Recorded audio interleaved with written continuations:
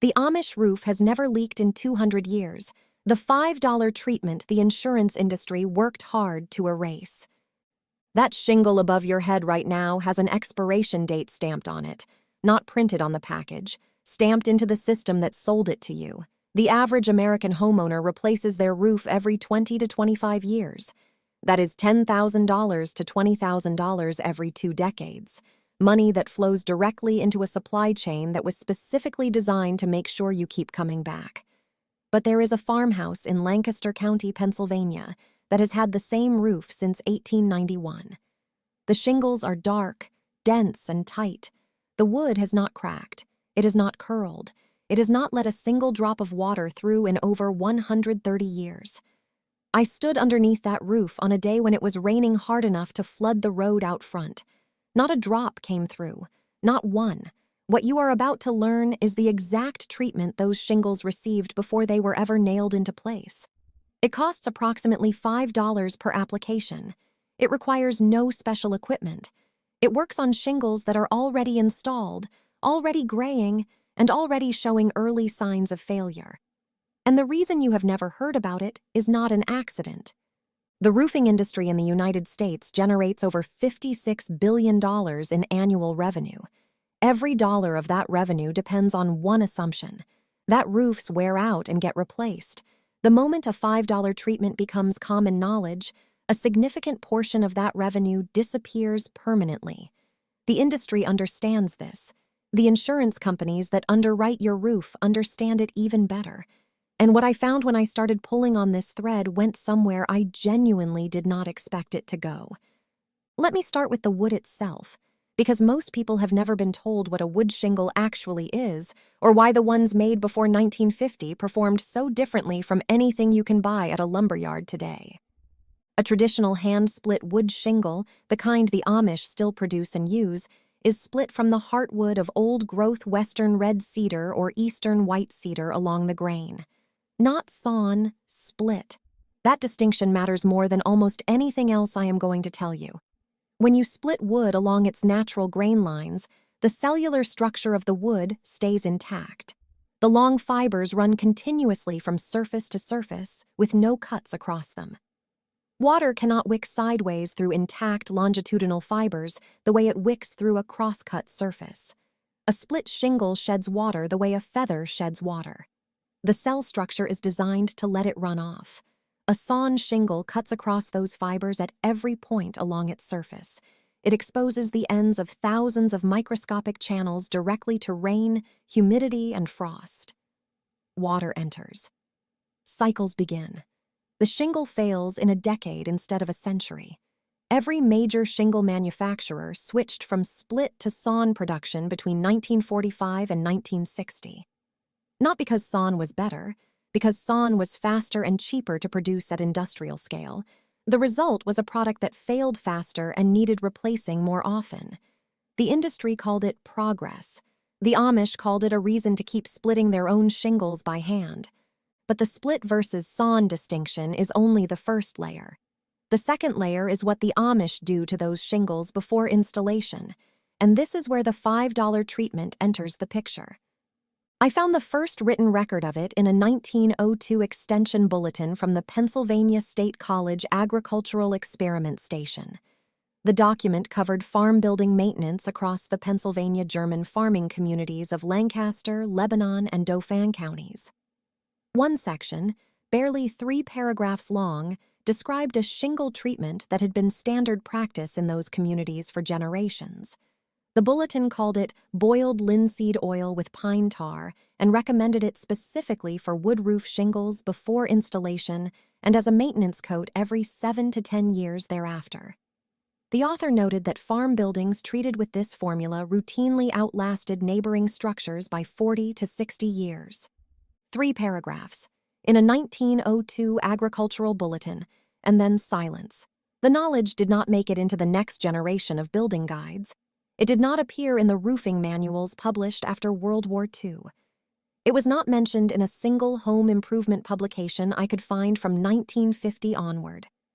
Not because someone classified it, not because it stopped working, because the industry that emerged after 1945 had no use for a $5 treatment that eliminated the need for their products. Here is what the formula does at the chemical level. Boiled linseed oil, the same material I described in the wood preservation video, is a triglyceride with an extremely high concentration of alpha-linolenic acid. When applied to wood, it penetrates the cellular structure and undergoes autoxidation, cross-linking with itself to form a flexible polymer network inside the wood fibers. Not on top of them, inside them. Penn State Extension confirmed in peer-reviewed research that boiled linseed oil penetrates 4 times deeper into wood fiber than polyurethane. The protection is internal. A surface scratch does not compromise it. There is no film to peel. The wood itself becomes water-resistant from the inside out.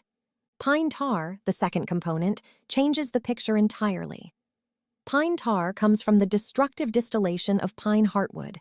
It carries every compound the tree spent decades accumulating as part of its own biological defense system: antifungal acids, terpene compounds that actively repel boring insects, resin molecules that bond to wood fiber at the molecular level and create a physical barrier that no fungal hyphae can penetrate. When you work pine tar into a wood shingle, you are not applying a coating. You are putting the tree's immune system back into the wood it came from. The biological activity that protected that tree for a century is now protecting your roof. The formula is equal parts boiled linseed oil and pine tar, thinned slightly with real turpentine if needed in cold weather for easier penetration. That mixture, at current material prices, runs between $4 and $6 per square foot of roof surface at standard application rate. Not per square foot, per application. Applied once before installation and every 7 to 10 years as a maintenance coat, the total lifetime treatment cost for an average roof runs under $200. The industry average for a full roof replacement is $11,500. Those two numbers represent the economic threat that this formula poses to the people who have spent 80 years making sure you never learned it existed. Now here is the part that surprised me most, and this is where the insurance industry enters the story. In 1988, the Insurance Institute for Business and Home Safety published its first formal guidance on wood shake and shingle roofing. The document recommended against wood shingles and shakes entirely, citing fire risk and shortened lifespan. By 1996, several major property insurers had begun charging premium surcharges for homes with wood roofs. By 2004, a significant number of carriers were refusing to write new policies on wood-roofed homes at all, unless the owner agreed to replace the roof within a specified period. The insurance industry's position, stated plainly in their own published materials, was that wood roofs were a liability. Here is what those documents never mentioned. The wood roofs failing at elevated rates in the 1980s and 1990s were predominantly sawn shingles from mass production facilities. They were not split cedar. They were not treated with linseed oil and pine tar. They were not maintained according to any traditional preservation practice. They were the exact same products the industry had switched to in 1950 because they were cheaper to manufacture and faster to install. The industry created a product that failed on a 15-year cycle, watched those products fail, and then used that failure data to declare wood roofing fundamentally risky. They used their own manufacturing decisions as evidence against a material those decisions had corrupted. A properly split, properly treated cedar shingle is not a fire hazard. Cedar has a Class C fire rating in its untreated state. Treated with linseed oil and pine tar, some tested formulations achieve Class B. The structure that burned after a wind-driven ember event and the 130-year-old farmhouse in Lancaster County share almost nothing except the word shingle. They are not the same product. The insurance industry's actuarial tables do not distinguish between them. That is not an accident of data collection. That is a policy that serves the roofing replacement market. Let me tell you exactly how the Amish application works, because the process itself is straightforward and you can begin this weekend.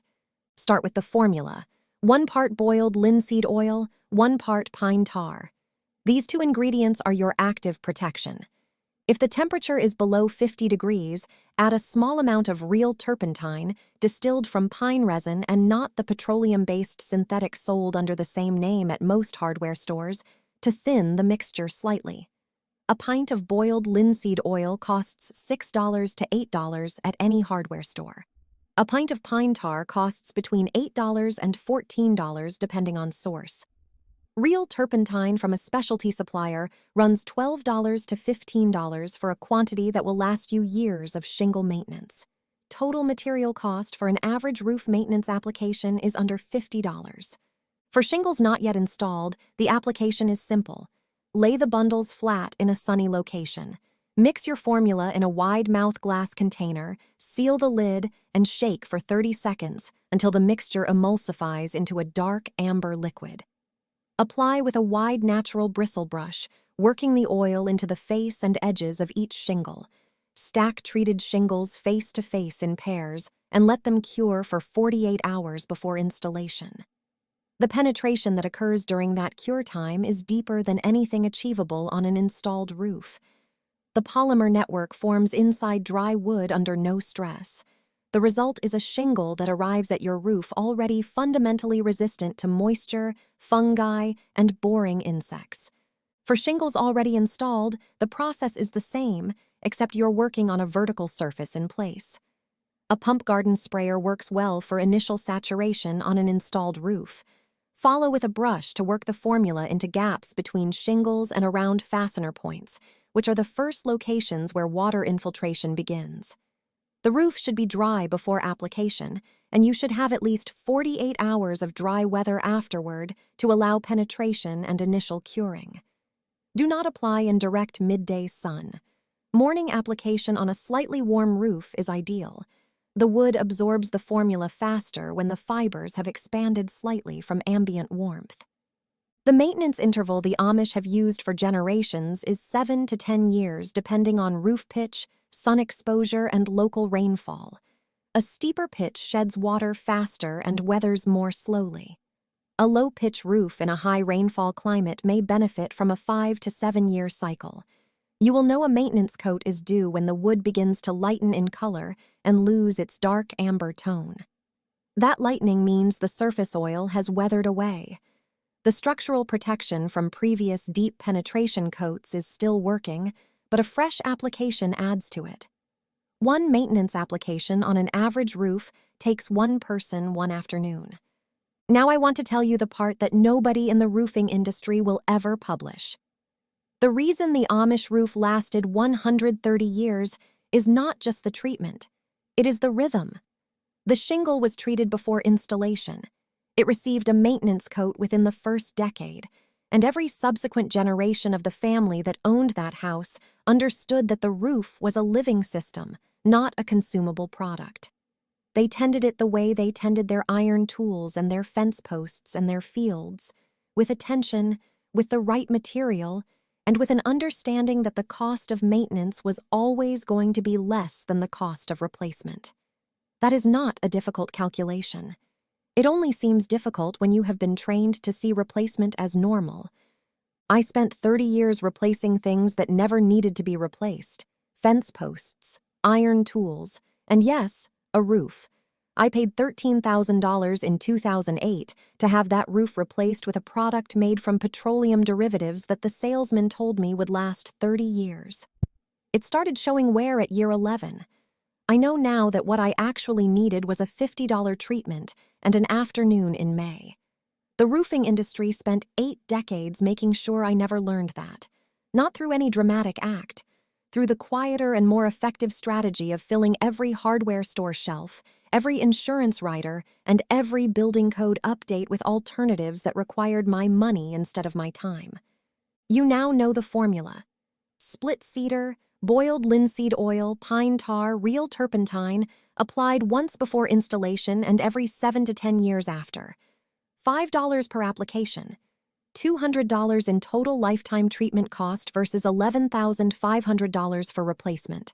130 years of performance versus 20. A 1902 agricultural bulletin and 200 years of Amish farm buildings as the proof. The $56 billion roofing industry and the insurance companies that service it as the reason you were never supposed to find out. The knowledge was never lost. It was just waiting for someone who thought to look in a 1902 Pennsylvania agricultural bulletin instead of a home improvement store aisle. That is always where the real answers are. If you have a wood roof on your house right now, or if you know someone who does, share this today, not next week. The next rain event is already scheduled. The formula works starting this weekend. And if this is the kind of knowledge you want more of, real, documented, practical, and recovered from the places where the industry let it quietly sit until nobody remembered to reach for it, you already know what to do next. Subscribe, because what I have found next goes even deeper, and it involves a building material that was not just ignored after 1937, but federally defunded by a specific budget line item that I have tracked back to the exact industry lobby group that paid for it. That story makes this one look like the introduction.